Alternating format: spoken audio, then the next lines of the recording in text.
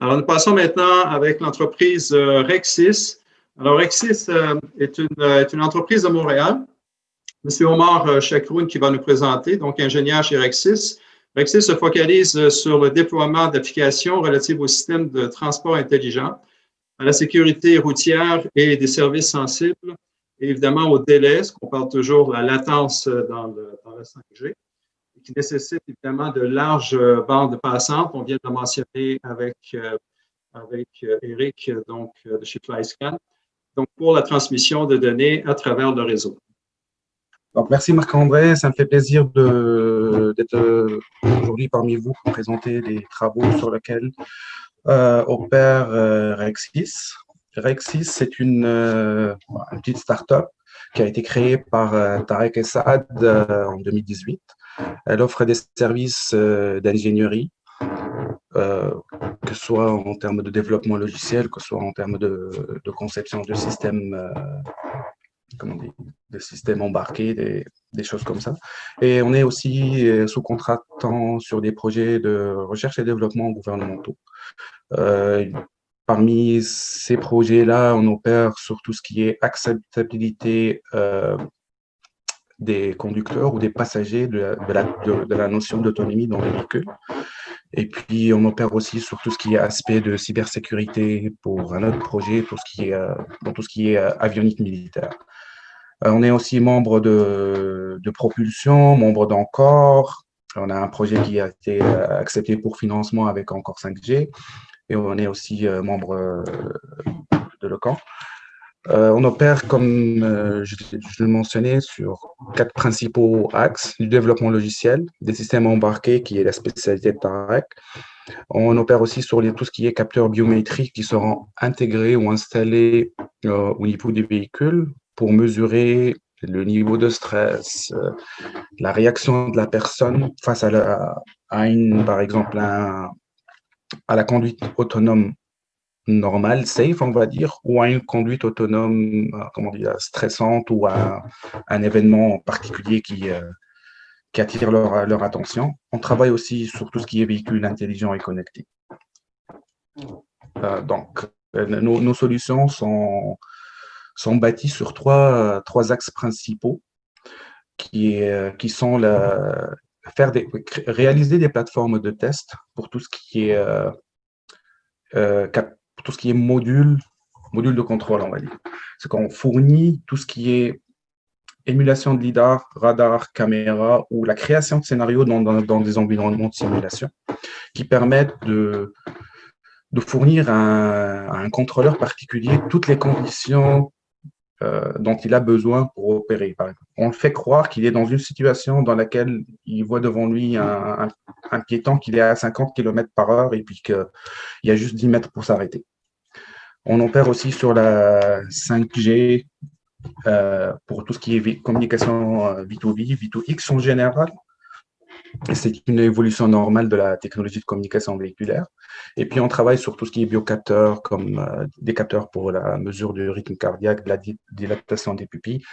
Et ces capteurs-là sont généralement dédiés pour tout ce qui est acceptabilité de l'autonomie. C'est des scénarios qui sont créés avec l'aide de psychologues afin de mesurer l'acceptabilité technique, l'acceptabilité des personnes face à l'autonomie.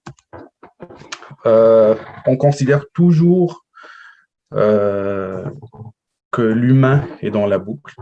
C'est pour cela qu'on utilise des capteurs biométriques pour certains projets. Et puis, généralement, c'est ce qu'on essaye d'opérer pour tout ce qui est domaine de communication véhiculaire. On opère sur 2 standards, le 802.11p, qui est le traditionnel, on va dire, et puis la nouvelle génération pour la communication Cellular V2X, qui se base sur la 5G NR. Donc, pourquoi la 5G? En fait, c'est une évolution de la technologie. Pour tout ce qui est communication véhiculaire, il y avait le premier standard qui a été créé, c'est le 802.11p DSRC, qui a eu plusieurs évolutions au cours du temps, mais qui a certaines limitations. certaines limitations en termes de portée de communication, en termes de conditions idéales pour la communication, et puis en termes de débit de données. Et puis, ce qui a enclenché le passage vers le C-V2X qui sont sur la base de LTE, V2X ou 5G, c'est que les gouvernements ils se sont dit à certains moments, OK, on ne veut plus investir dans l'infrastructure, ça coûte trop cher, ça ne nous intéresse pas d'installer une antenne par intersection, par exemple. À ce moment-là, les manufacturiers de télécommunications, ils avaient déjà la solution, puis ils se disent, OK, nous, on déploie de toute façon des antennes, on va déployer des antennes qui sont à la fois utilisables pour la communication normale, cellulaire ou pas cellulaire, et puis qui peuvent être réutilisées pour la transmission de données émanant de véhicules ou d'objets intelligents comme les IoT, des trucs comme ça. La 5G, elle offre beaucoup plus de performance en termes de débit, en termes d'immunité à la congestion réseau.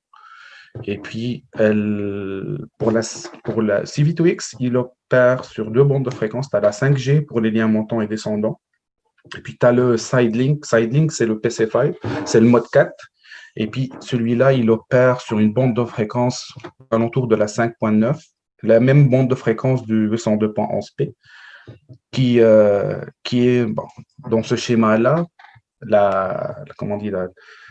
le scheduling de la communication se fait de façon distribuée, donc c'est pas optimal. Donc, à certains niveaux à une congestion de communication moyenne à haute, tu as des pertes. Et puis, c'est ça, 5G, plus performant, la communication est contrôlée par l'unité centrale du réseau. Et puis, les performances sont beaucoup plus adéquates pour une conduite autonome ou une conduite à distance, on va dire. Donc, ça, c'est une représentation de l'architecture de l'application ou des applications qu'on envisage de déployer. Ça va se faire sur 2 principales phases. Sur ce côté-là, on a tout ce qui est réseau véhiculaire, réseau ici Body Area Network, c'est le réseau des capteurs qu'on utilise pour la biométrie. Ça, c'est pas un Body Control Unit, mais c'est une Body Center Unit parce qu'on n'agit pas sur la personne, on ne va pas l'électrocuter, mais on essaye de fusionner les données émanant de plusieurs capteurs dans certaines de ces unités-là afin de présenter une information moins volumineuse et puis qui est plus riche. Puis on les transmet après à travers la 5G ici, entre le routeur et puis le point d'accès de l'Edge Node pour un éventuel traitement au niveau du Edge Node. Et la phase 2, c'est une phase dans laquelle il y aura de l'intelligence artificielle, il y aura des scénarios multivéhiculaires et puis l'intégration du réseau, on va dire, pour mesurer la réponse de la personne. Puis ça, c'est pour cette présentation-là, j'ai fait deux petites vidéos. La première vidéo, c'est une vidéo d'un scénario qui a été fait avec un simulateur Carla, qui s'appelle Carla, qui se base sur un moteur de jeu, et puis qui nous permet ici, par exemple, d'équiper un véhicule avec 6 caméras. 6 caméras qui sont installées. Tu as une caméra en avant à un grand angle, en arrière à un grand angle, et puis on a 4 caméras, 2 de chaque côté, une fait face à l'avant, une fait face à l'arrière pour créer une vue 360 degrés. Là, c'est juste le scénario de base. Donc, il n'y a pas de traitement, il n'y a pas d'intelligence artificielle, il n'y a pas de détection d'objets à ce niveau-là.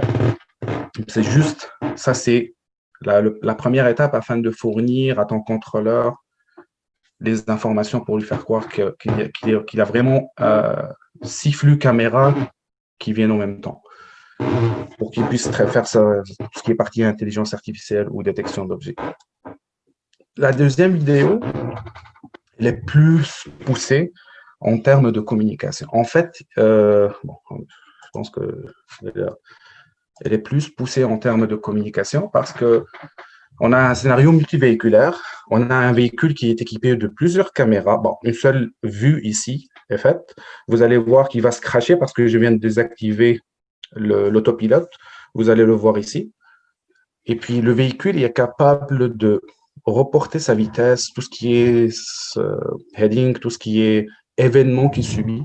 Et en plus, il est capable dans ce coin-là, il est capable de détecter des objets, que ce soit piétons, que ce soit véhicules, qui sont dans son chemin avec une certaine mesure de distance. Là, ces données-là sont remontées par un capteur LIDAR émulé, qui est croisé avec des données de l'environnement. Puis, ces informations-là sont remontées sous format de message, comme ici, c'est des Basic Safety Messages. On a implémenté les deux parties. La part 1 qui est sur base temporelle, 10 messages par seconde.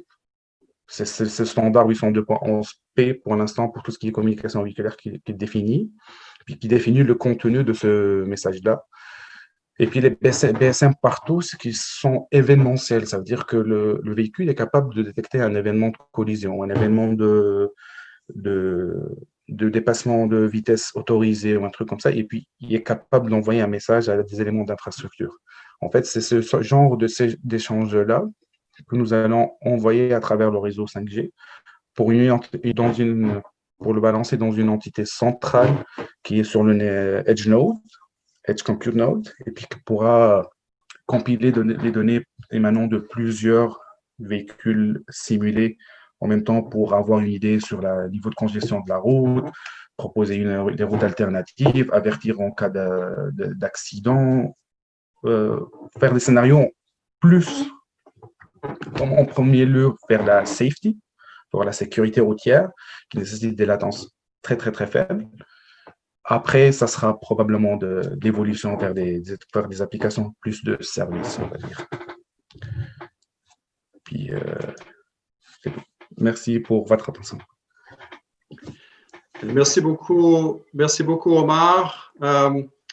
Je précise que vous êtes déjà Rexis, donc une entreprise qui utilise depuis récemment donc l'IPAS. Donc vous êtes membre à part entière dans l'accord, si je comprends bien. Donc vous aurez à utiliser dans le développement, un peu comme vous l'avez mentionné, dans le développement de vos applications, vous aurez utilisé la plateforme IPAS. Donc c'est un des objectifs. À partir de janvier prochain, on aura accès à ça. Le projet débute officiellement, c'est pour cela qu'on avance un peu à l'avance, on fait de l'avance, puis on fait des protos sur la base de simulation pour au moins collecter quelques données pour être prêt. Excellent.